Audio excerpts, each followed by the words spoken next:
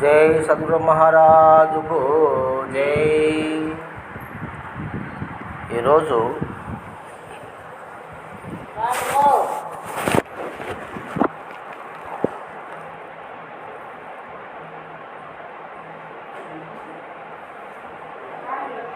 మానవులంతా ఎన్ని రకాల పనులు చేసినప్పటికీ, ఎన్ని ప్రాపంచిక వ్యవహారిక మార్గాలను అన్వేషించి అన్ని మార్గాలలో మనిషి ఏ విధంగా జీవించాలి, ఏ మార్గము శ్రేయస్కరమైనది, ఏ మార్గము శ్రేష్టమైనది, ఏ మార్గము ఉత్తమమైనది అనేటువంటి దాన్ని తెలుసుకొని జీవనాన్ని గడిపితే ఆ జీవితం ఆనందదాయకంగా ఉంటుంది. తన జీవన మార్గమే తనకు తెలియనప్పుడు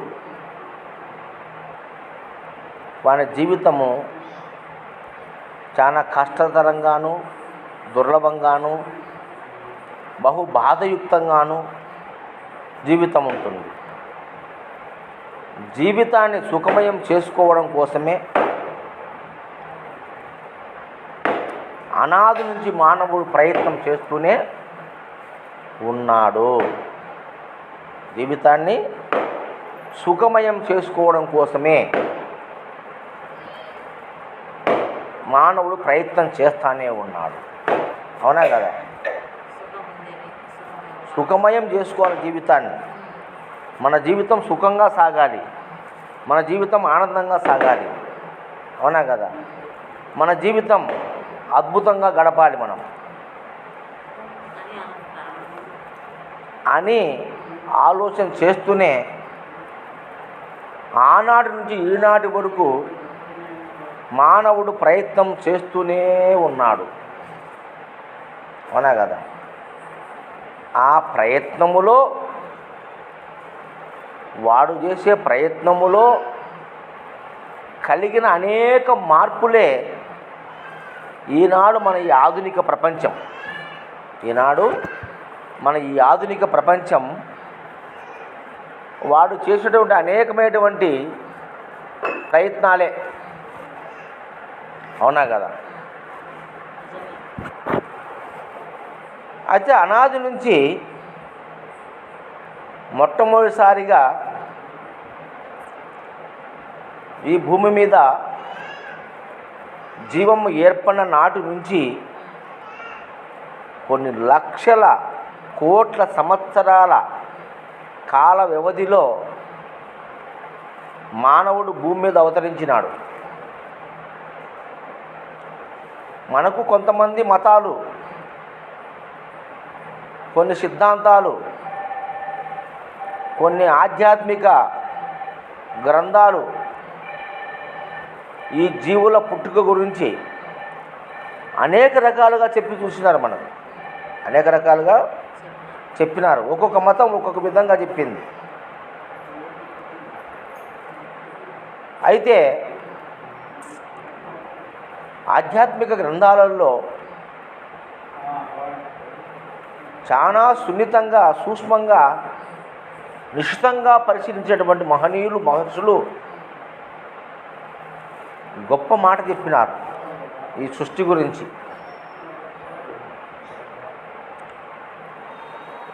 మరి దాన్నే సైన్స్ కూడా ఈరోజు ఆ మాట చెప్తుంది. సైన్స్ కూడా మాట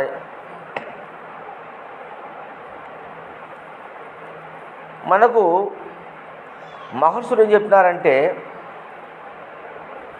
బ్రాహ్మణోరు అవ్యక్తో మహత్తు మహదే మహదంకార పంచతన్మాత్రాన్ని మహాపంచభూతభ్యో అఖిలం జగత్ అని చెప్పినాడు. త్రిశిక బ్రాహ్మణ ఉపనిషత్తు అనే ఉపనిషత్తునందు మహర్షులు, ఉపనిషత్తులు రాసిన మహర్షులు, ఆ మహర్షులు చెప్పినారు ఆ మాట. అంటే వాళ్ళు ఎంతగా ఆలోచన చేసి సృష్టి రహస్యాన్ని కనుగొన్నారు. దానికి ఈక్వల్గానే సైన్స్ కూడా ఈరోజు దాని ఆధారం చేసుకొని పరిశోధన పరిశీలన చేసి కొన్ని వందల సంవత్సరాలు సైంటిస్టులు కూడా పరిశోధన చేసి దశాబ్దాలుగా వాళ్ళు ఈ సృష్టి గురించి, ఈ మానవ జీవితం గురించి పరిశీలన చేసి వాళ్ళు కూడా ఒక బిగ్ బ్యాంగ్ థియరీ, ఆ బిగ్ బ్యాంగ్ థియరీ అంటే విశ్వములో, ఈ అనంత విశ్వం శూన్యములో గాఢాంధకారమైన చీకటి, ఏమీ లేదు, పదార్థమే లేని కాలానికి ఎనిక్కిపోయి వీళ్ళ ఆలోచన సూర్యుడు నక్షత్రాలు కూడా లేని మూలానికి పోతే ఒక గాఢాంధకరమైన చీకటి, అంతే, ఏమీ లేదు, శూన్యం. అటువంటి గాఢాంధకరమైన శూన్యములో స్వతసిద్ధంగా ఇందులో కొన్ని రసాయనాలు, కొన్ని మూలకాలు విపరీతంగా పెరిగిపోయి అవి ఒత్తిడికి గురైతే, ఆ ఒత్తిడికి గురైనప్పుడు ఒక పెద్ద పేలుడు సంభవించింది. పేలుడు అంటే శబ్దంతో కూడినటువంటి ఒక పేలుడు. ఆ పేలుడులో పుట్టింది అగ్ని, ప్రెజర్ వల్ల, అంటే మూలకాల ప్రెజర్ వల్ల విస్ఫోటనం చెందింది. దాన్ని బిగ్ బాంగ్ థియరీ అంటారు. ఆ విస్ఫోటం చెందినప్పుడు ఆ మూలకాలన్నీ మండినాయి, రగిలినాయి.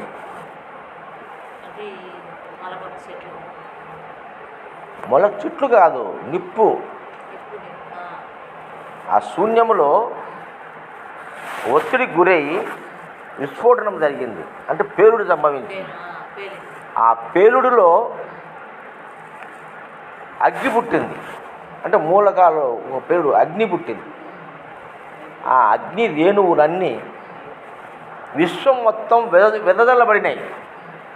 విశ్వం మొత్తం వెదజల్లబడి ఎక్కడైతే ఆ నిప్పురవ ఉందో ఆ మూలకాలు అన్నీ కలిసి ఒక మహాజ్వాలగా వెలిగినాయి. వెలిగి చుట్టుపక్క ఆ వెలుగులో ఉన్నటువంటి చీకటిలో ఉన్నటువంటి డస్ట్ అంతా కూడా, అంటే డస్ట్ అంటే మనం బూజు అంటాం, కసు అంటాం, విశ్వం అంతా డస్ట్ ఉంది. ఆ డస్ట్ అంతా కూడా మండి ఒకదానికి ఒకటి జతై అగ్ని గోళాల్లాగా ఎక్కడెక్కడైతే ఈ అగ్ని కణికలు పడినాయో అవన్నీ అగ్ని గోళాలుగా మారిపోయినాయి. ఆ అగ్ని అన్నిటిని ఆకర్షించింది. అవే నక్షత్రాలు. ఇప్పుడు అవే నక్షత్రాలు, చుక్కలు. ఆ నక్షత్రాల్లో ఇప్పుడు మనకు కనిపించే సూర్యుడు కూడా ఒక నక్షత్రం. సూర్యుడు కూడా నక్షత్రమే. నక్షత్రాలే. నక్షత్రమే సూర్యుడు అంటే. మన దగ్గర ఉంది కూడా మన సూర్యుడిని పేరు పెట్టుకున్న దానికి. అది నక్షత్రమే.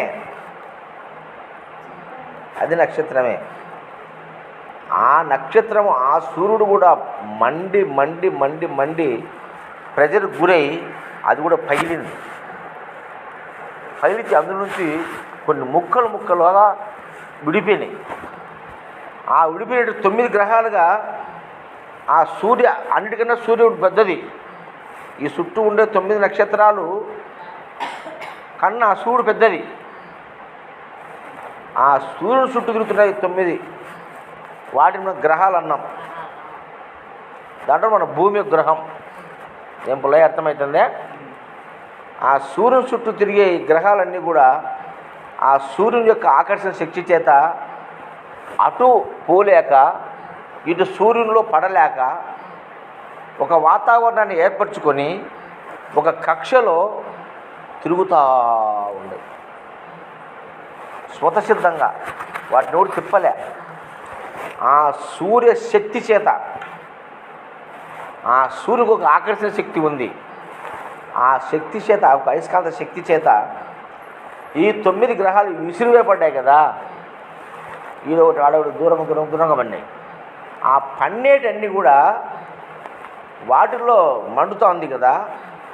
అవి ఎర్రన మనము బంగారం కదా జాడి చుట్టూ విసిరితే దూరంగా పోయి తిరిగినట్టుగా సూర్యగోళములో నుంచి విసరపడ్డ ఇవి ఆ వాయువులో తిరుగుతాయి. తిరుగుతున్నాయి పుల్లయ్య. అందుకే మన భూమి తిరుగుతుంది ఇప్పుడు. అంటే రోజుకు చుట్టూ తిరుగుతుంది భూమి. అందుకు మనకి 24 గంటలు ఏర్పడుతున్నాయి. 365 రోజులకు సూర్యుడు చుట్టూ తిరుగుకొని వస్తుంది భూమి పోయి. సూర్యుడు ఎక్కడ తిరగలే, సూర్యుడు స్థిరంగా ఉన్నాడు. మన భూమే సూర్యుడు చుట్టూరు తిరుగుతుంది. మనం ఉండే ఈ భూమి గ్రహం సూర్యుడు చుట్టూ తిరుగుతుంది. ఏం పుల్లయ్య? 365 రోజులకు ఒక రౌండ్ కొట్టుకొని వస్తుంది. అది ఎట్లా కోడిగుడ్డ ఆకారంలో తిరుగుతుంది ఇది. అంటే ఒక పక్క సూదిగా, ఒక పక్క మందంగా, ఆ మధ్యలో సూర్యుడు ఉన్నాడు. సూదిగా ఉండే కొనకు పోయినప్పుడు ఇంత చలికాలము వానాకాలం వస్తుంది మనకి. అంటే సూర్యునికి దూరంగా పోతున్నాం మనం, మన భూమి. అప్పుడు మనకు వాతావరణం చల్లగా ఉంటుంది. మార్చి నుంచి సూర్యునికి దగ్గరకు వస్తుంది భూమి. అప్పుడు ఎండాకాలం మార్చి, ఏప్రిల్, మే, జూన్ ఈ 4 నెలలు ఎండలు ఉంటాయి ఎక్కువగా. ఈ 4 నెలలు సూర్యునికి దగ్గరగా పోతుంది భూమి. అందువల్ల సూర్యవేడి ఎక్కువ. మన ఎండల కాలం అంటున్నాం, మళ్ళీ గాలికాలం అంటున్నాం, మళ్ళీ వానాకాలం అంటున్నాం. దూరంగా వచ్చరికి వానాకాలం వస్తుంది. అప్పుడు చల్లబడతాడు, వాతావరణం చల్లబడుతుంది, వర్షాలు వస్తాయి. అర్థమైందా? ఇట్లా ఈ తిరిగే ఈ భూమి కూడా ఊరికి తిరగాలి ఫస్ట్. అది కూడా అగ్నిగోళమే. ఈ అగ్నిగోళమైన ఈ భూమి కూడా గెర తిరుగుతుంది. ఇట్లా చిన్నగా తిరగలేదు. గంటకు 10,000 కిలోమీటర్ల వేగంతో పరిగెత్తుంది ఈ భూమి. ఎంపులయ్య, రాకెట్ కూడా ఇంత వేగంగా పోదు. మనకు తెలియదు. నువ్వు రైల్లో కూర్చున్నావు, రైలు 100 కిలోమీటర్లు పోతుంది, నీకు తెలుస్తుందే? నువ్వు నిమ్మలం కూర్చోంటావు, శబ్దం ఇచ్చినా అట్నే నువ్వు కింద పడతావా? పడవు కదా. నువ్వు పెట్టిన బాటలు ఇట్నే ఉంటుంది. ఇంకా విమానంలో అయితే గంటకు 3,000-4,000 కిలోమీటర్లు పోతాయి విమానం. నేను పోయిన బ్యాంకాక్ పోయితే విమానంలో మన ఇండియా హైదరాబాద్ నుంచి బ్యాంకాక్ 12,000 కిలోమీటర్లు ఉంది పులయ. 12,000 కిలోమీటర్లు బ్యాంకాక్ మన ఇండియా హైదరాబాద్ నుంచి 4 గంటల్లో పోయింది. అప్పుడు గంటకి ఎన్ని కిలోమీటర్లు పోయింది? 3,000 కిలోమీటర్లు పోయింది గంటకు. ఎంత స్పీడ్ అది? తట్టుకోలేము.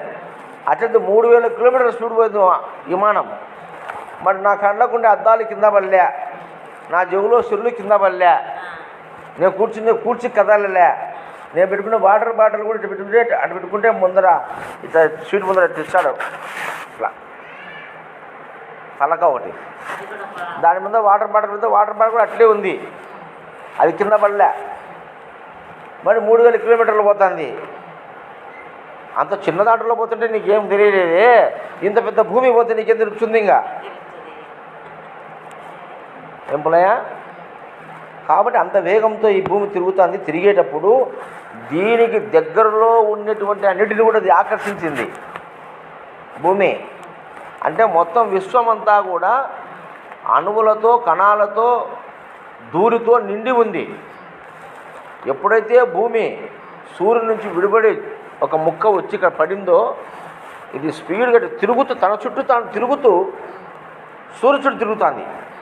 ఈ తిరగడంలో భూమి తనకు చుట్టుపక్కల ఉండే అన్నిటిని కూడా తనలోకి మింగేసింది పులయ, ఆకర్షించింది అన్నిటినీ భూమి. అవన్నీ ఇందులో కలిసిపోయినాయి. కలిసిపోయేసరికి ఈ నిప్పుకు చుట్టుకున్నాయి అన్నీ వచ్చి. ఇది అగ్ని కదా, అన్ని పడే కొద్దీ నిప్పు అనేది ఆరిపోతూ వచ్చింది. ఈ అగ్గి ఆరిపోయి ఆరిపోయి ఆరిపోయి ఆరిపోయి అన్నీ పడి మూసకపోయింది. నిప్పును మొత్తం మూసేసినాయి కానరాకుండా. అప్పుడు అక్కడ ఒక ఆవిరి పుట్టింది. ఆ ఆవిరి ప్రయాణమయ్యి కొంచెం భూమికి దూరంగా జరిగినప్పుడు అక్కడ వాతావరణం ఏర్పడి ఆ వాతావరణం ద్వారా నీరు పుట్టింది. మేఘాలుగా తయారైనాయి, ఒకటోటి రాసుకున్నాయి. అవునా కదా? అందుకే యజ్ఞం చేస్తే పొగ పైకి పోయి మేఘాలు తేంది. కృష్ణబాబు నాయుడు యజ్ఞం చేయమన్నాడు భగవద్గీతలో. యజ్ఞాలు చేయండి అన్నారు. అట్లా ఈ భూమి అంతా మండింది. ఇదే ఒక యజ్ఞ గుండమైంది భూమి. విశ్వానికి యజ్ఞగుండమై భూమి. మరి అందులో అది మండుతంటే దాని నుంచి వెలువడినట్టు వాళ్ళ ఆవిర్లు భూమికి చుట్టూ గాఢాంధకారమైన మొబ్బుగా ఏర్పడింది. ఇది ఒకరోజు జరిగింది కాదు, కొన్ని లక్షల సంవత్సరాల సమయం కాల వ్యవధి పట్టింది. అప్పుడు ఆ మేఘాలు కరిగి వర్షించినాయి. ఆ వర్షం భూమి మీద కురిసింది. కొన్ని వేల సంవత్సరాలు కురిసింది, ఒకరోజు రోజు కాదు. అదంతా కరిగి వాతావరణంలో మిగి వర్ష రూపంలో వచ్చి దాచగల కొన్ని వేల సంవత్సరాలు పట్టింది పుల్లయ్య. అన్ని సంవత్సరాలు భూమి మీద వర్షం కురిసింది కాబట్టే భూమి మీద 74-72% నీరుంది. ఎటు వచ్చింది నీరంతా? ఏంటి వచ్చింది ఇది? అప్పుడు ఆ అగ్గి ఆరిపోయి నీటితో నింపబడింది భూమి అంతా. అయితే ఈ మొత్తం భూమి మొత్తం మునిగిపోయింది. నీరే మొత్తం, మట్టి కనపడలే. అయితే ఆ లోపల లావాలు అగ్నిపర్వతాలు లేచినప్పుడు ఈ మట్టి భూమి సీలి లోపల జరిగినాయి. ఇట్లా జరిగినప్పుడు నీరు ఆ గుంతల్లోకి పోయింది. ఈ మట్టి గడ్డలు బయట పడినాయి. పుల్లయ్య, అందుకే మనం గ్లోబ్లో చూస్తే ఆరు భూమి ఉంది, అంత నీరే ఉంది. అవునా కదా? సుల్లా గ్లోబ్ సుల్లా రౌండ్ది బల్లి ఉంటుంది. వాళ్ళ మ్యాప్లో చూసినా కూడా ఆరు భూమి అంత నీరే ఉంటుంది. అంటే ఎక్కడైతే పగిలి లోపల భూమి అయిందో నీరు తగ్గుకుపోయి ఈ మట్టి బయటికి తేలింది. అర్థమైందా? ఒకసారి ఆ మట్టి లోపల పగిలి ఢీకొన్నప్పుడు ఆ మట్టి ఒకదాని పైకి తేలినాయి ఇట్లా గడ్డలు. అవే ఈ కొండలన్నీ, మన కొండలన్నీ. తర్వాత ఈ నీరు భూమి తిరగడంలో ప్రవహించింది భూమి అంతా అటు ఇటు. అప్పుడు మెట్ట పొలాలు, ఇసుక భూములు, ఎర్రరేగడు, నల్లరేగడులు, ఇవన్నీ రాళ్ల పొలాలు, అవుపులయ్య రకరకాల భూములు ఉన్నాయి కదా. ఇన్ని డెల్టా భూములు అంట. ఒండ్రు మట్టి డెల్టా భూములు కొన్ని ఉన్నాయి మన భూమండలంలో. కొన్ని చోట్ల ఎడారులు ఉన్నాయి, అంతా ఎడారే. ఈ సౌదీ అరేబియా అక్కడంతా మన వారు కొంతమంది కోయిట్ పోయి ఒంటెలుగా పోయి బాధపడుతున్నారు. ఆ మొత్తం ఇసుకే తెచ్చినట్ట మొన్న. ఇట్లా ఎడారి మొత్తం ఇసుకే. అట్లా ఎడారులుగా ఇట్లా ఏర్పడినాయి ఈ భూమిలో. తరువాత జీవం పుట్టింది, భూమిలో జీవం పుట్టింది. ముందు జీవం లేదు. ఆ జీవం ఎలా పుట్టింది? ముందు నీటిలో ముందు మొక్కలు పుట్టినాయి, జలములో మొక్కలు పుట్టినాయి. ఫస్ట్ నీటి ఆధారంతో మొక్కలు పట్టినాయి. అది మనము జడ చైతన్యమైన పంచభూతాల నుంచి జీవచైతన్యం మొక్కలు పుట్టినాయని చెప్పుకున్నాం. ముందు మనం మొక్కలు పుట్టినాయి ఫస్ట్. కొన్ని లక్షల సంవత్సరాలకు మళ్ళీ జంతువులు వచ్చినాయి. మళ్ళా కొన్ని కోట్ల సంవత్సరాలకు మానవుడు పుట్టినాడు. ఈ మానవుడు పుట్టినప్పటి నుంచి మరి తన బతుకు తెరువు కోసం, ఆహారం కోసం వేటాడుతున్నాడు. ఆ వేటకు ఆ కాలంలో పనిముట్లు లేక రాళ్ళతో వేటాడినారు. రాళ్ళు తీసుకొని కొడుతున్నారు పుల్లయ్య. జంతువులను పెట్టారు. ఇప్పుడు కూడా మనం వర్షాలు తీసుకొని పెట్టరు పొందిన ఎంతమంది లేరు, అవునా కదా? అట్లా కొన్ని సాధనాలు తయారు చేసుకొని కనుక్కున్నారు. ఈ మామూలు కొట్ట సాగుదని రాళ్ళను సూదిగా చేసుకున్నారు, కొట్టుకుని ఆయుధాల మాదిరి పొడుస్తున్నారు. రాళ్ళతోనే పొడిచి చంపి తింటున్నారు కాల్చుకొని. ఆహారం లేదు,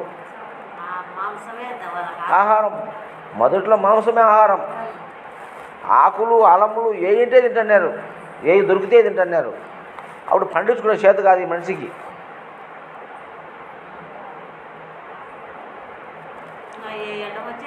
తింటున్నారు. తర్వాత కొంత లక్షల సంవత్సరాల కాల వ్యవధిలో, కొన్ని లక్షల సంవత్సరాల కాల వ్యవధిలో మార్పు వచ్చింది. మార్పు వచ్చి మానవునికి నాగరికత తెలిసింది, సిగ్గు లజ్జ వచ్చింది, మాట వచ్చింది, తర్వాత వివాహ వ్యవస్థ వచ్చింది. ఇట్లా పరిణామం చెందినాడు మనిషి. ఇట్లా పరిణామం చెందిన ఈ మనిషి తర్వాత దైవంతో పని లేదు కదా, దైవం ఒకటి ఉందని ఆలోచించింది మనిషి. ఏది ఈ జరిగే పరిణామాలు కొన్ని ఈ చేతిలో ఉన్నాయి, కొన్ని ప్రకృతి చేతిలో ఉన్నాయి, కొన్ని మన చేతిలో ఉన్నాయి, కొన్ని ప్రకృతి చేతిలో ఉన్నాయి. మన చేతిలో ఉండడానికి మనమే కర్తలం అనే అర్థమవుతా ఉంది. కానీ కొన్నిదాటి మన కర్తలం కాదు, అది ప్రకృతి కర్త అయింది. ఆ ప్రకృతి అంటే ఏంది? ఎవరు ఈ ప్రకృతి నడిపించినది? ఎవరు ఎతికినారు, ఎతికి దాన్ని దేవుడు అన్నారు. దాని అగ్గిదేవుడు అన్నాడు. అగ్గి చేసే పనులను అగ్గిదేవుడు అన్నాడు. భూమి చేసే పనులకు భూదేవు అన్నాడు. జలము చేసే పనికి గంగాదేవి అన్నారు. గాలి చేసే పనులకు గాలిదేవుడు అన్నారు, అవునా కదా? దేవతలుగా ఆ బుద్ధి. ఎందుకంటే అవి కొన్ని గొప్ప కార్యాలు చేసినాయి. నీరు దాహం, నోరు ఆరకపోతుంటే, పిడిసికట్టకపోతుంటే నీళ్ళు లేవు. అట్లాంటి టైంలో వర్షం కురిస్తే మరి భగవంతుడే కదా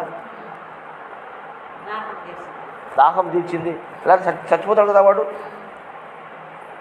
అప్పుడు వరుణదేవుడు అన్నాడు, రక్షణ ఇచ్చినాడు, బతికించినాడు. అలాగే భూమిలో పంటలు పండితే భూదేవి మాకు ఆహారం ఇచ్చింది, తీర్చింది, అవునా కదా? మరి బ్రహ్మాండమైన చలిలో నువ్వు గడగడ ఉణుకుతుంటే సూడు వచ్చే చలి పోయింది, అవునా? తర్వాత పచ్చి ఆహారం, పచ్చి మాంసం తినేవాడు.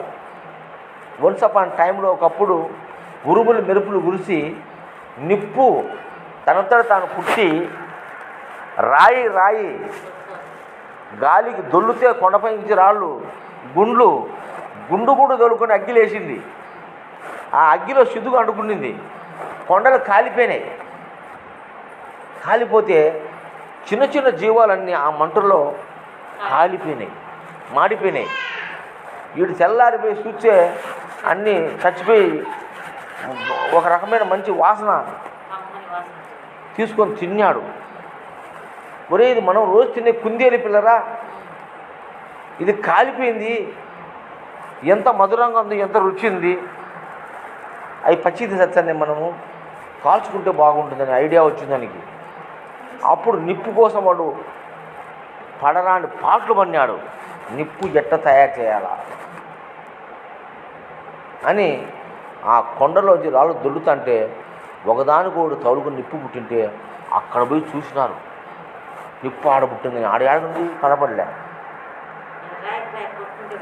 అది నిరుపయోగదు, తెలియక ఆలోచన చేసినాడు. కొన్ని సంవత్సరాలు పట్టింది వానికి అది తెలుసుకోవడానికి. ఒరే రాయి నిప్పు పుట్టిందని తెలుసుకోవడానికి కొన్ని సంవత్సరాలు పట్టింది పిల్లయ్యా. తర్వాత రాయిని కొట్టి చూసినాడు, అప్పుడు నిప్పు పుట్టింది. కనుక్కున్నాడు, వెలిగించినాడు. ఆ నిప్పు ఆరిపోకుండా సంవత్సరాల తరబడి కాపలా కాసిన నిప్పుకు. అది ఆరిపోకుండా కొండ గుహల్లో పెట్టి కట్టెలు వేస్తానే ఉన్నాడు. కొట్టకొచ్చిన అడవి అంతా ఆరిపోకూడదు. అది దొంగతనంగా కొంతమంది ఎత్తుకుపోయేవాళ్ళు నిప్పు కోసం. వేరే ప్రాంతంలో నిప్పు లేదు వాళ్ళకు. ఈయన కాడ చూసినారు. రాత్రి వాళ్ళు బలవంతులంతా వచ్చి ఆయుధాలు తీసుకొని వచ్చి ఇలా చంపి నిప్పెత్తుకోమని వాళ్ళు కూడా గుహలో పెట్టుకొని దాన్ని ఆరిపోకుండా కాపాడుకున్నారు. కొన్ని వేల లక్షల సంవత్సరాలు దాన్ని కాపాడినారు వాళ్ళు. తర్వాత కనుక్కున్నారు ఎట్లా దీన్ని వెలిగించాలా, ఇంధనం, నూనె, ఒత్తులు, చమురులు, కిరసనాయలు. తర్వాత వచ్చినాయి ఎన్ని. తర్వాత అగ్గిపెట్టెలు వచ్చినాయి. గంధకం వల్ల నిప్పు పుట్టింది కనుక్కున్నాడు. మేధాశక్తి ఇచ్చింది. దాన్ని 2 రాబడి జరిగితే నిప్పు వచ్చిందని కనుక్కున్నాడు. దాన్ని సేకరించినాడు. ఆ మందును తయారు చేసేటువంటి జ్ఞానాన్ని సంపాదించి తయారు చేసుకొని నిప్పును, అగ్గిపులను, కరుపును తయారు చేసుకున్నాడు. ఇప్పుడు ఎంత తెలివో మనిషికి. అగ్గిపెట్టె ఎంత గొప్ప రెవల్యూషన్. మనిషి అగ్గిపెట్టెను కనుక్కోవడం అనేది మహాశక్తివంతమైంది. అది అంత తెలివివంతమైంది అగ్గిపెట్టి కనుక్కోవడం. మన ముందు సులభంగా దొరుకుతుంది. గీకి పరిగెత్తడం పుల్లయ్య. ఆ అగ్గిపెట్టి కనుక్కోవడానికి కొన్ని వేల సంవత్సరాలు శ్రమించాడు మనిషి ఆ కాలంలో. అవునా కాదా? అగ్గిపుల్ల వేస్ట్ కాకుండా మనము ఇళ్ళల్లో నిప్పు పెట్టుకుంటాం. అగ్గి తీసుకుపోతున్నారు. నాకు మతికొచ్చినాకైనా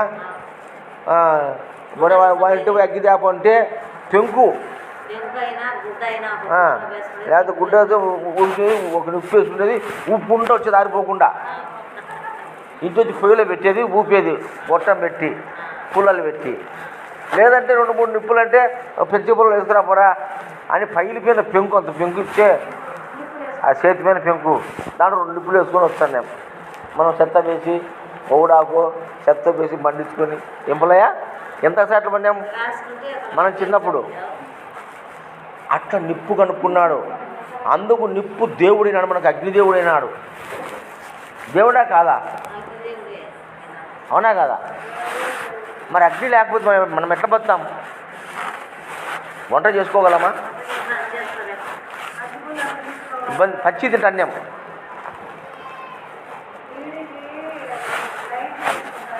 రుచికరమైన ఆహార పదార్థాలు ఒక వంటకే కాదు, అగ్గి ఎన్నిటికో అవసరమైంది మనకు. ఎన్నో రసాయనాలు తయారు చేసుకుందాం, ఎన్నో పాత్రలు తయారు చేసుకుంటే అగ్గి కావాలా, లోహాలను కరిగించడానికి అగ్గి కావాలా. ఏం పుల్లయ్య? మరి ఆ నిప్పు లేక బెల్లము, చెరుకు రసంతో బెల్లం చేయాలంటే అగ్గి కావాలా, చక్కెర చేయాలంటే అగ్గి కావాలా. ఇలా ఎన్నిటికో అగ్ని అవసరమైంది. అగ్నిదేవుడిని పూజించినాం, అగ్నిహోత్రుడు అన్నాం. అవునా కదా? అగ్ని మనకు జీవాధారమైంది, నీరే జీవాధారమైంది, నేలే మట్టే మనకు జీవాధారమైంది. చివరికి వాయువు శ్వాస మనకు జీవనాధారమైంది. శ్వాస లేకపోతే నిమిషం కూడా నువ్వు బతకలేవు. ఇప్పుడు గాలి ఎంత ప్రధానమైందో మనకు తెలియదు. మరి అటువంటి గాలి ప్రధానమైంది మనకు. గాలి లేకపోతే 2 నిమిషాలు కూడా బతకలేము మనం. రెండవది నీరు ప్రధానమైంది. నీరు లేకుండా 1 వారం కన్నా ఎక్కువ బతకవు నువ్వు. వారంలో చచ్చిపోతావు. 2 రోజులకే ప్రాణం ఉంటుంది, వారం వరకు ప్రాణం ఉంటుంది.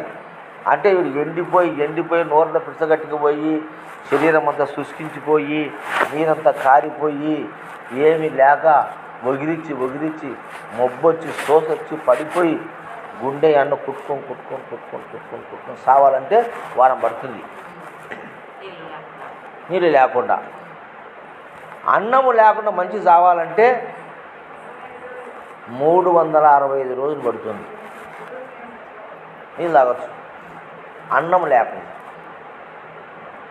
సావడు సామాన్యంగా. సంవత్సరం బతాడు. అన్నం లేకుండా మనిషి పుల్లయ్యా శరీరం అంతా శుష్కించిపోతుంది. ఎంకలు కనబడతాయి అంతే, ఉత్త ఎంకలు అంతే. కండలన్నీ మొత్తం కరిగిపోతాయి. అది బలమైన గట్టివాడైతే ఆ కాలం ఈ కాలం కూడా అంత అవసరం లేదులే. 2 నెలలు బోలే చచ్చిపోతాడు అన్నం లేకపోతే. అవునా కదా?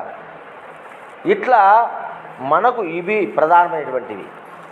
అంటే గాలి, నీరు, నిప్పు. సూర్యుడు లేకపోతే మొత్తం శూన్యమైపోతుంది ప్రపంచం అంతా. జీవులే ఉండవు, పంటలు పండవు, మనం బతకం. మనకు వేడి తగిలితేనే మనం బతాం, బ్రతకం, చచ్చిపోతాం అందరం సూర్యుడు లేకపోతే. అర్థమైందా?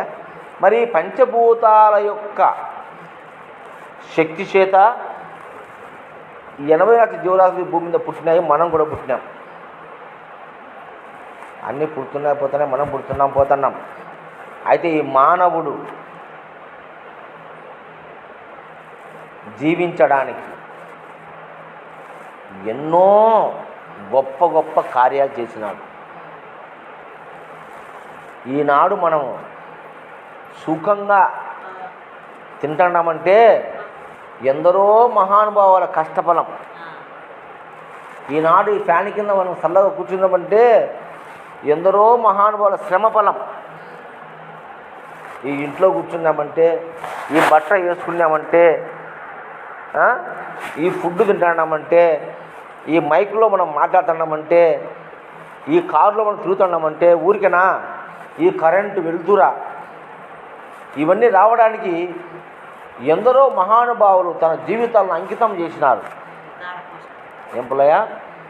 వాళ్ళ జీవితాలు వాటి కోసం శ్రమించినారు. ఈనాడు మనకి సులభంగా వచ్చాయని మనకు లోకువైనవి. కానీ దీంట్లో ఏది లేకపోయినా అర్థమవుతుంది నీకు. 4 రోజులు కరెంటు ఊర్లో లేకపోతే పిచ్చి పడుతుంది అందరికీ. ఏం పుల్లయ్య? ఒక్కరోజు లేకపోతే అందరూ గుంపులు కూర్చొని మాట్లాడుకుంటారు, ఏం కరెంటు రాలే, ఏమైందని. అవునా కదా? మనము తయారు చేసిన కరెంటు లేకపోతేనే ఇంత బాధపడుతున్నామే. భగవంతుడు ఇచ్చే ప్రకృతిలో ఒక గాలి లేకపోయినా, ఒక అగ్ని లేకపోయినా, ఒక సూర్యుడు రాకపోయినా, ఒక వర్షము రాకపోయినా, ఈ భూమి లేకపోయినా మనం బతకడానికి సాధ్యమవుతుందా? బతకలేము. అయితే మానవుడు సృష్టించుకున్నటువంటి, మానవుని ఆధీనంలో ఉన్నటువంటి ఈ సమస్త ప్రాపంచిక వనరులన్నీ కూడా నీ ఆధీనంలో ఉన్నాయి. కానీ నిన్ను ముఖ్యంగా పోషించే, బ్రతికించే వనరులు నీ చేతిలో లేవు, ప్రకృతి చేతిలో ఉన్నాయి. నువ్వు జీవించడానికి ఉన్నటువంటి వనరులన్నీ నీ చేతిలో ఉన్నాయి. ఏది వాడుకోవడానికి, తినడానికి, పడుకోవడానికి అన్నిటికీ సంబంధించిన వనరులన్నీ నువ్వు ఏర్పాటు చేసుకున్నావు. కానీ ఇవన్నీ లేకపోయినా నువ్వు బ్రతుకుతావు. కానీ నీవు బ్రతకడానికి భగవంతుడు ఇచ్చిన వనరులు ఒక్కటి లేకపోతే నువ్వు బ్రతకలేవు. అది నిప్పు కావచ్చు, నీరు కావచ్చు, గాలి కావచ్చు, అగ్ని కావచ్చు. అప్పుడయ్యా అయ్యేదని ఒక్కటి లేకపోతే మనం బ్రతకగలమా? అందుకే కొన్ని మన చేతులు ఉన్నాయి, కొన్ని ప్రకృతి చేతిలో ఉన్నాయి. కాబట్టి ఎలా బ్రతకాలి, జీవించేది నేర్చుకో. ఫస్ట్ మిడిసి పడతాండావే, నువ్వు చేసుకునే వస్తువులు చూసుకొని మిడిసి పడతాండావే. నాకు ఇది ఉంది, నాకు అది ఉంది, నాకు అంత డబ్బు ఉంది, నాకు ఇన్ని కోట్ల ఆస్తి ఉంది, నాకు ఇంత బట్టలు ఉన్నాయి, నాకు ఇంత బంగారు ఉంది. అవునా కదా? ఇవన్నీ నువ్వు తయారు చేసుకున్నటువంటి, ఇది నీ ఆధీనంలో ఉండొచ్చు. కానీ ఈ కాదు నీకు ముఖ్యం. వీటి వల్ల నువ్వు బతకడం లేదు. ఇవన్నీ అడిషనల్గా ఉన్నాయి నీకు. కానీ నువ్వు బతకడానికి నింగి, నేల, నీరు, నిప్పు, గాలి ఇవి కావాలా? ఇవి లేకపోతే నువ్వు బతకవు.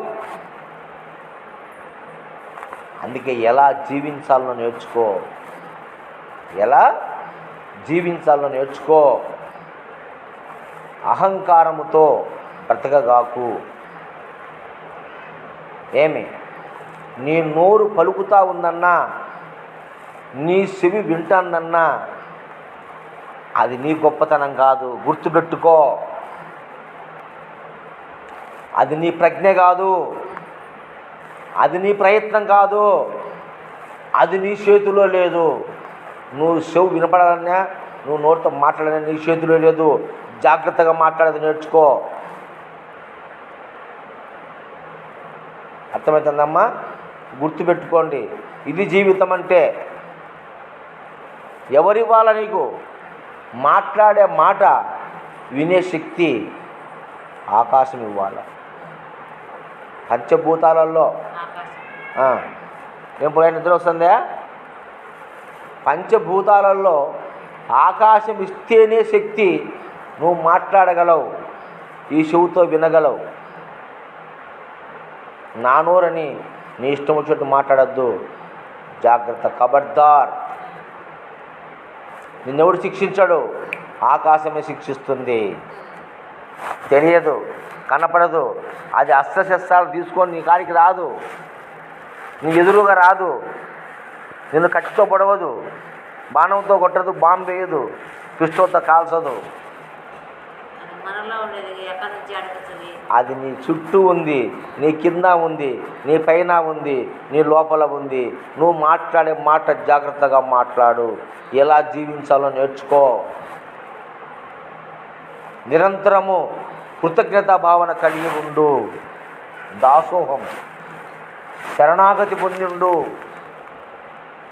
ప్రకృతికి పరమాత్మకు శరణాగతి పొంది ఉండు. ఆ ప్రకృతి పరమాత్మ స్వరూపమే సద్గురువు. కాబట్టి శరణాగతి పొంది ఉండు. మాట జాగ్రత్తగా మాట్లాడు. వినేది శ్రద్ధగా విను. అది ఎవరి ఆధీనంలో ఉంది? ఆకాశం యొక్క ఆధీనంలో ఉంది, నీ చేతిలో లేదు. అది తలుచుకుంటే ఇప్పుడే నీ నోరు బంద్ చేస్తుంది, ఇప్పుడే నీ వినికిడి లేకుండా చేస్తుంది. అది తలుచుకుంటే నీ చేతిలో లేదు. అన్నీ నా చేతిలో విరవీగుతున్నాను, నాకు ఆ ధనం ఉందని విరవీగుతున్నావు. అవునా కాదా? నువ్వు తయారు చేసుకుంది నీ కాడ, నువ్వు తయారు చేసుకుంది నీ కాడ ఉంది. ప్రకృతి నీ చేతిలో లేదు. నిన్ను తయారు చేసినోడు వేరుగా ఉన్నాడు. నిన్ను తయారు చేసిన శక్తి నీ చేతిలో లేదు. చూడు ఎంత గొప్ప మాట అది. నిన్ను తయారు చేసిన శక్తి నీ చేతిలో లేదు. నువ్వు తయారు చేసిన వస్తువులు నీ చేతిలో ఉన్నాయి అని బ్రిటిష్ పడుతున్నావు. ఎలా జీవించాలో నేర్చుకో.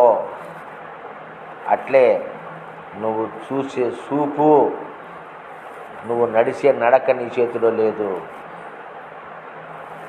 నువ్వు చూసే చూపు, నువ్వు నడిచే నడక నీ చేతిలో లేదు. అగ్ని చేతిలో ఉంది, అగ్ని చేతిలో ఉంది, సూర్యుని చేతిలో ఉంది, నీ చేతిలో లేదు. జాగ్రత్త. నీ కన్ను పొడుస్తాడు వాడు. నీ దృష్టి సక్రమంగా లేకపోతే నీ కాలు కట్టేస్తాడు, మంచములో వేస్తాడు నిన్ను కదలకుండా. ఎవరి చేతున్న శక్తి? సూర్యుని చేతి. గుర్తుంచుకో, ఇది పరమార్థం. అర్థమైందే? అలాగే నీ స్పర్శ అంటే ప్రతిదీ అనుభవిస్తున్నాను. చల్లగా, ఎచ్చగా, వేడిగా, తల్లి స్పర్శ, బిడ్డ స్పర్శ, భర్త స్పర్శ, భార్య స్పర్శ, మరి ఉష్ణము, శీతలము, మృదువు, కరుపు, కఠినము, బిడ్డ నువ్వు స్పర్శ ద్వారా తెలుసుకుంటున్నావు. ఈ స్పర్శ లేకపోతే బొట్టు తరంగా నువ్వు, నీ శరీరంలో ఏ అవయం కదలదు స్పర్శ లేకపోతే. ఏం పుల్లయ్యా? అలాగే ఈ చేతులు తినడానికి, పని చేయడానికి, పెట్టడానికి, నీకు నీవు స్వతహాగా సేవ చేసుకోవడానికి, ఇతరులకు చేయడానికి నీ మొహం కడుక్కోవాలా, ముడ్డి కడుక్కోవాలా. అవునా కదా? రోజు ముఖము కడగాల, ముడ్డి కడగాల. 2 నాళ్ళు ముఖము ముడ్డి కడగకపోతే ఏమవుతావు? నువ్వు గబ్బు కడతావు. ఎవడు కడుగుతాడు నీకు? నీ చేతులు కడగాల. గుర్తుపెట్టుకో, అది నీ చేతిలో లేదో, వాయువు చేతిలో ఉంది. ఏం పుల్లయ్య? చూడు ఎంత గొప్ప విషయాలు వస్తున్నాయి ఈరోజు మనం మొదలు పెడితే. వాయువు చేతిలో ఉంది, నీ చేతిలో. అలా ఎలా జీవించాలో నేర్చుకో. మంచి పని చేయి. నీ చేతులతో దాన ధర్మాలు చేయి. నీ చేతులతో ఇంటి వాళ్లకు, గుడ్డి వాళ్లకు, అవిటి వాళ్లకు, దరిద్ర నారాయణకు సేవ చేయి. నీ చేతులతో, నీ చేతులతో పరమాత్మను నమస్కరించుకో. గురువుకు శత్రువుతో శుశ్రూషలు చేయి. నీ సేవతో, నీ చేతులతో సేవ చేయి. నీ చేతులతో సర్వ పనులు చేయి. నీ చేతులతో మంచి పనులు చేయి. అవునా కాదా? నీ టచ్ మంచిగా ఉండించుకో. ఈ టచ్ కూడా మంచిగా ఉండాలా. శేష, అది ఏమి అంత పొరపాటు జరిగిందా, నీ శరీరము కదలకుండా పడిపోతుంది. నీ చేతులు పడిపోతాయి. ఎవరి చేతిలో ఉంది ఇది? వాయుదేవుడి చేతిలో ఉంది.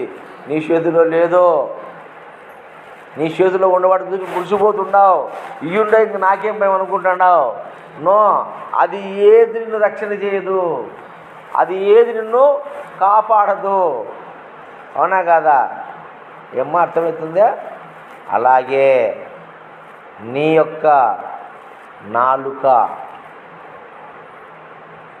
రుచి షడ్రుచులను తెలుసుకొని లోపలికి పంపిస్తుంది. ఆహారం రసమై మనకు రుచి లేకపోతే నువ్వు తినలేవు. తింటావా? షడ్రుచులు లేకపోతే నువ్వు తినలేవు. నువ్వు అటువంటి రుచిని తెలుసుకొని నాలుక ఇంపితమైతేనే లోపలికి, లేకపోతే బయటికి ముసిస్తుంది. అవునా కదా? దానికి ఆ శక్తి ఎవరు ఇచ్చినారు? వరుణదేవుడు ఇచ్చినాడు. తర్వాత నీ శరీరంలో తయారైనటువంటి మలిన మూత్రాన్నంతా ఏ పూటకు ఆ పూట బయటికి పంపించకపోతే సత్సావు 2 రోజుల్లో ఒంటికి రూపంలో. ఏ పూటకు ఆ పూట, పొద్దున, మధ్యాహ్నము, రాత్రి, సగరబుద్దున ఎన్నిసార్లు పోతామో మనము. అవునా కదా? అది ఒక రోజు రాకపోతే నువ్వు డాక్టర్ కాడికి పోవాలి. అయ్యా నాకు ఒంటికి రాలే స్వామి, పొట్ట ఉబ్బింది, నొప్పి, మంట. అవునా కదా?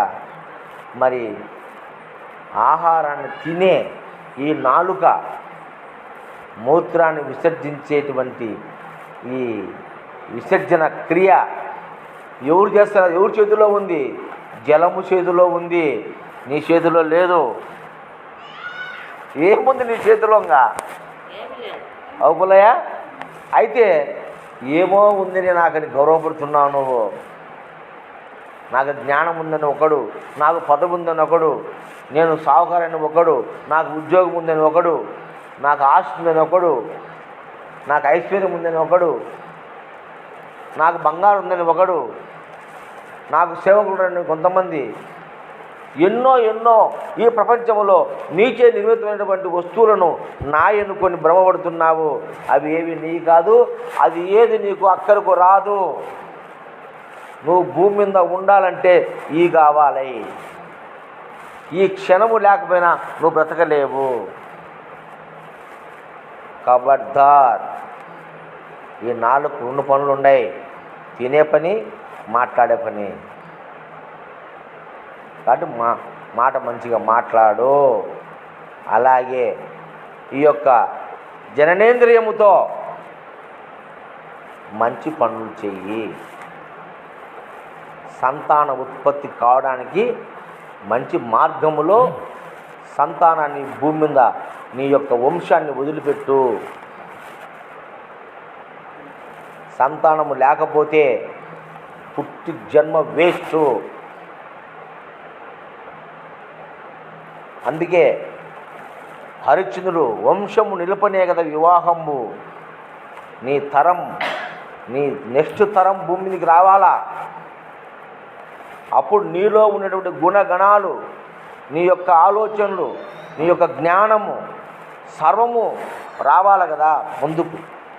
నీతోనే ఆగిపోతే ఎట్లా? ఆగిపోకూడదు. ఇప్పుడు ఇందిరాగాంధీ వంశము రాహుల్ గాంధీ గారు ఆగిపోయింది, వాళ్ళు పెళ్లి చేసుకోలే. రాహుల్ గాంధీ లేదు, చచ్చిపోయింది రాజీవ్ గాంధీ. రాజీవ్ గాంధీ పుట్టినోడు రాహుల్ గాంధీ ఉండే పెళ్లి చేసుకున్నాడు. 50 ఏళ్ళు వచ్చినాయి అందరూ ఎట్లా ఉన్నాడు. ఆమె వేరు.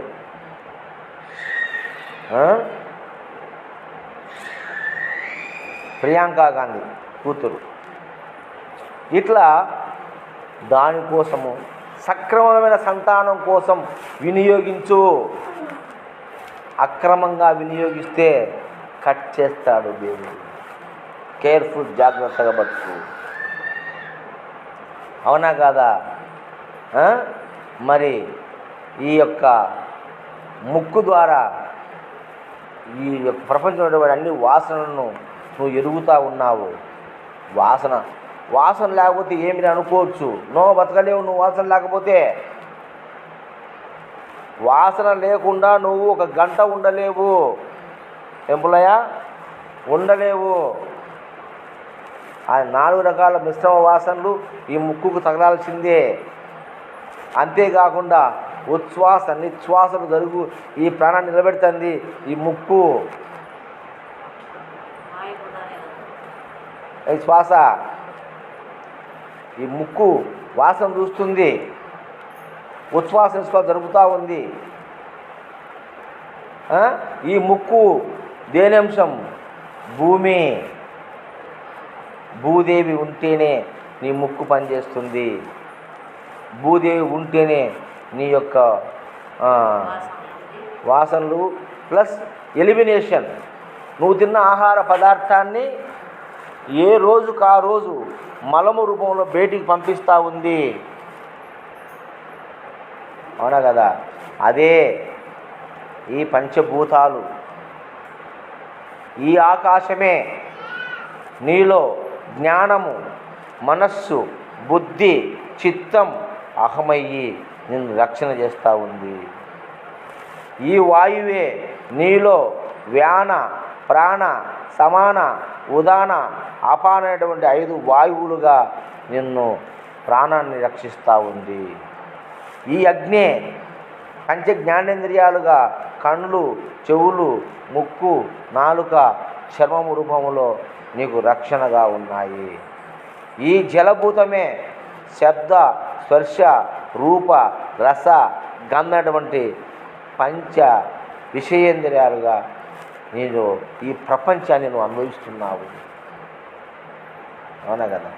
ఈ భూమి యొక్క తత్వముతోనే వాక్కు, పాణి, పాద, బుధ, గుషమైనటువంటి పంచ జ్ఞానేంద్రియ కర్మేంద్రియాల ద్వారా నువ్వు సర్వకర్మలను తరుపుతున్నావు ఈ భూమి మీద. ఇవన్నీ నీ చేతిలో లేవు. ఇవే నీకు ప్రధానము. కాబట్టి ఎలా జీవించాలనో నేర్చుకో, ఎలా జీవించాలో తెలుసుకో. అహంకారముతో కళ్ళు కానరాక మదమెక్కి ఈర్ష్య, ద్వేషములు, పగ, ప్రతీకారములు పెట్టుకొని, అసూయ, ద్వేషాలు పెట్టుకొని, ఓర్వలేతనాలు పెట్టుకొని నోటుకొచ్చినట్టు మాట్లాడితే నోరు పడిపోతుంది. అవునా కదా? నిజం ఇది. ఇవన్నీ నీ చేతిలో లేవు, ప్రకృతి చేతిలో ఉన్నాయి. ఏదైతే నీకు ప్రధానంగా అవసరమన్నాయో అవన్నీ ప్రకృతి చేతిలో ఉన్నాయి. ఎంపులయ్యా, నీవు జీవించడానికి ఏమేమైతే అవసరం ఉన్నాయో అవన్నీ నీ చేతిలో లేవు, భగవంతుని చేతిలో ఉన్నాయి. కానీ నీ చేతిలో ఉండేటివన్నీ నీ అవసరాలు తీర్చేటుండే. కానీ ఇది సెకండరీ, అంటే అంత అవసరం కాదు అవి. అది సెకండరీ అవసరం, అల్పం. అది లేకపోయినా నువ్వు జీవించవచ్చు. నీళ్ళు ఉన్నాయి, ఆకులు ఉన్నాయి, అలములు ఉన్నాయి, పండ్లు ఉన్నాయి, తోటలు ఉన్నాయి, అన్నీ తిని బతుకు నువ్వు. అవునా కదా? పంప అవసరం లేదు, కొండ గుహల్లో ఉండు నువ్వు. అవునా కదా? బట్టలు అవసరం లేదు, ఆకులు అమ్ములు కట్టుకో. ఏం మన పూర్వీకులు బట్టలు వేసుకున్నారా? మనం వేసుకున్నాం.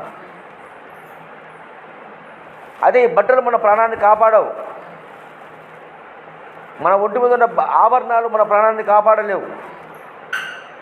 ఒక ఆకలి తీర్చలేవు, ఒక దప్పిక తీర్చలేవు. అవునా కాదా? ఏమైనా చేయగలవా? ఏమీ చేయలేవు. కానీ ఏమీ చేయలేని వస్తువులు, ఏమీ చేయలేని పదవులు, ఏమీ చేయలేని కులాలు, ఏమీ చేయలేని మతాలు, ఏమీ చేయలేనటువంటి గొప్పలు, మెప్పులతోనే మనిషి పతనం అవుతున్నాడు. పరమార్థ తత్వాన్ని తెలుసుకొని ఎలా జీవించాలనో నేర్చుకొని జీవించండి. ఆనందంగా జీవించండి, అద్భుతంగా జీవించండి, అన్నీ తెలుసుకొని జీవించండి. నిరంతరము ఆ యొక్క భగవంతునికి మనము కృతజ్ఞత కలిగి ఉండాలి. ప్రతి శ్వాసలో భగవంతుని తలసాలి, ప్రతి శ్వాసలో దేవుని తలసాలి. నువ్వు పీల్చే ప్రతి శ్వాసలో భగవంతుని తలసాలి. అందుకే తారుకోపదేశం ఇస్తాడు గురువు. ఎందుకు? ఆ రామ అనేటువంటి ఆ భగవంతుని నువ్వు నిరంతరము తలుసురా, శ్వాసలో చేర్చురా, అప్పుడు నీకు మోక్షం. అప్పుడు నువ్వు ఆ భగవంతుని ఆ సద్గురు రుణం తీసుకున్న వాడిని పెట్టావు. లేకపోతే ఆయన రుణం తీర్చుకోగలవా నువ్వు? చెప్పు. ఎవరిది ఈ రుణం తీర్చుకోగలరా? సాధ్యమేనా? అది నాకు పాడిన పాటలో వచ్చింది. ఆ గురువు రుణం మనం తీర్చుకోలేము. ఇంతటి జ్ఞానాన్ని అంటే నిన్ను నీకు ఎరుక చేశాడు. ఇదే స్వస్వరూపం అంటే. ఇంతకన్నా స్వస్వరూపం ఎక్కడుంది? ఇంకా చెప్పండి, నిజమా కాదా? ఇది నీ స్వరూపాన్ని తెలుపుతుంది ఈ విచారణ. మరి ఇంతకన్నా స్వస్వరూపం ఎక్కడుంది? ఏదో స్వస్వరూపం ఉందని మాయ మాటలు చెప్పి మాయ రూపాలను చూపించి ఇది నీ రూపం అంటే నో, ఇది నీ రూపం. మనం చెప్పుకున్నామే, ఇది నీ స్వస్వరూపము, ఇది నీ నిజ రూపము. దీనికి ఎన్నో పేర్లు పెట్టాం. ఆత్మన్యం, పరమాత్మన్యం, బ్రహ్మమన్యం, అవ్యక్తమన్యం, మహత్తన్నం, ఎన్నో పేర్లు మనం పెట్టుకున్నాం. దీనికే ఇప్పుడయ్యా, వేరే వస్తువు లేదు. ఇందాక నేను చెప్పినానే, వీటికే దేవతల పేర్లు అన్ని 33 కోటి దేవతల పేర్లు పెట్టుకున్నాం. వేరే వస్తువు లేదు. వేరే వస్తువు ఏదైనా ఉందంటే నీ అజ్ఞానమే, ఇక లేదు. మనం ఏం చెప్పుకుంటూ వచ్చినాము? శూన్యం నుంచి చెప్పుకుంటూ వచ్చినాము. బ్రహ్మాండం చెప్పుకున్నాం, ఇప్పుడు పిండాండంలోకి వచ్చినాం. ఆ బ్రహ్మాండ శక్తి ఈ పిండాండం నడిపిస్తుంది. కానీ ఈ ప్రపంచంలో నువ్వు తయారు చేసుకునే ఏది నీకు పని చేయదు. పని చేస్తుందా? ఏది పని చేయదు. దీనివల్ల నీకు నష్టమే తప్ప లాభం లేదు. ఈ ఫ్యాన్ కింద ఎవరైనా సరే 24 గంటలు కూర్చోమను, వాని ఆరోగ్యం చెడిపోతారు. ఏం పొలయా? చెడిపోదు. 24 గంటలు ఏకదాటిగా ఫ్యాన్ కింద వండుకుంటే వాని శరీరంలో చెమట పట్టక బయటకు వచ్చేటువంటి రసాయనాలన్నీ ఆవిరైపోయి శరీరం మందగించి దీనిలో ప్రాణశక్తి కోల్పోయి లోపల టాక్సిన్స్ ఏర్పడి చర్మ రోగాలు వస్తాయి.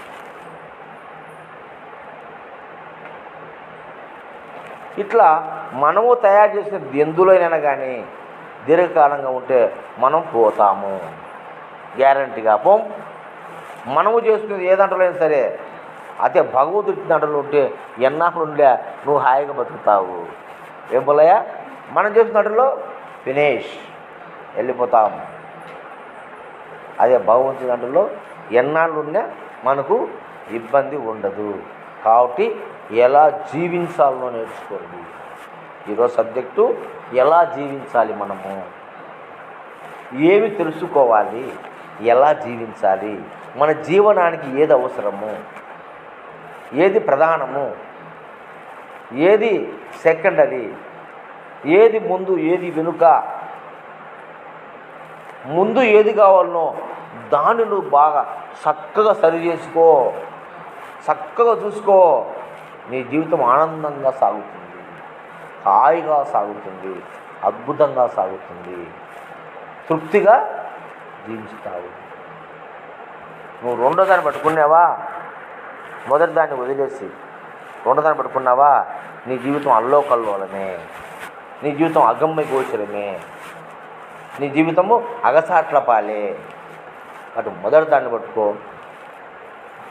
దాన్ని ప్రసాదించినటువంటి ఆ దేవతడు ఎవరో, ఆ దేవులను ఎవరో గురువు చెప్పినాడు.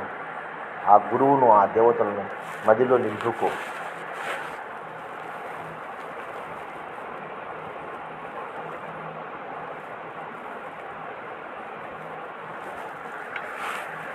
వాటిని స్మరించు. నీ జన్మ ధన్యమవుతుంది, నీ జీవితం సుఖమయం అవుతుంది. జయ సద్గురు మహారాజుకు జై.